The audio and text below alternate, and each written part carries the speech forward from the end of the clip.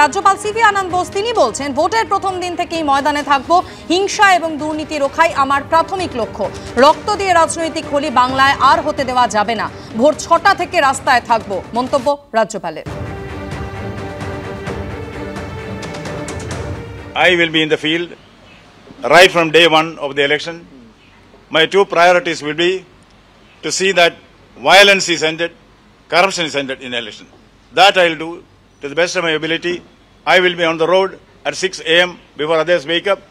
I will be acting as part of the Jan Rajbhavan or Mobile Rajbhavan. I will be available with the people. You know what I once said during the Panchayat election?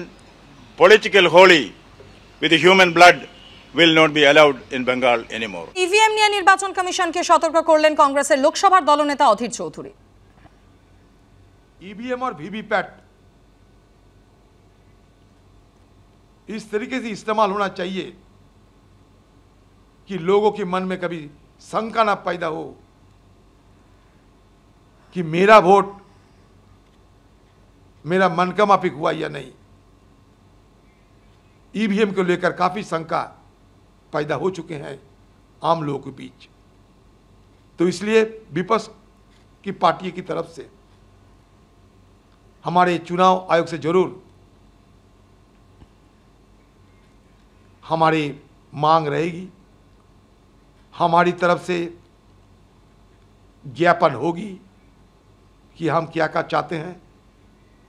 चुनाव आयोग निष्पक्ष तरीके से चुनाव को समापन करे, ये हमारा चुनाव आयोग से उम्मीद रहेगी। রাজ্যে অবাধ শান্তিপূর্ণ ভোটের ক্ষেত্র প্রস্তুত। তৃণমূল চায় রাজ্যে এক দফায় ভোট, মন্তব্য করেছেন কুণাল ঘোষ। এক দফায় পশ্চিমবঙ্গের 42টি লোকসভা আসনে ভোট চাইছে সর্বভারতীয় তৃণমূল কংগ্রেস। কারণ এ রাজ্যে অবাধ গণতান্ত্রিক শান্তিপূর্ণ নির্বাচনের ক্ষেত্র প্রস্তুত রয়েছে। দুই হচ্ছে, এর আগের বার 21 সালের বিধানসভা নির্বাচনে 8 দফায়, করোনার মধ্যে 8 দফায় ভোট করেছিল নির্বাচন কমিশন।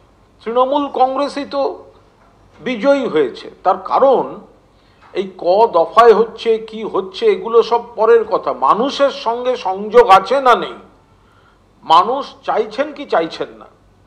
তো ফলে আমরা বলছি যে দীর্ঘদিন ধরে পশ্চিমবঙ্গে বিরোধীদের দাবি মেনে কয়েক দফায় ভোট, এতদিন ধরে স্কুল কলেজগুলোকে আটকে রেখে কেন্দ্রীয় বাহিনীর থাকা, পঠন পাঠন বিঘ্নিত হওয়া, এই ধরনের কাজকর্ম না করে এক দফায় বাংলায় আমরা ভোটের দাবি জানাচ্ছি।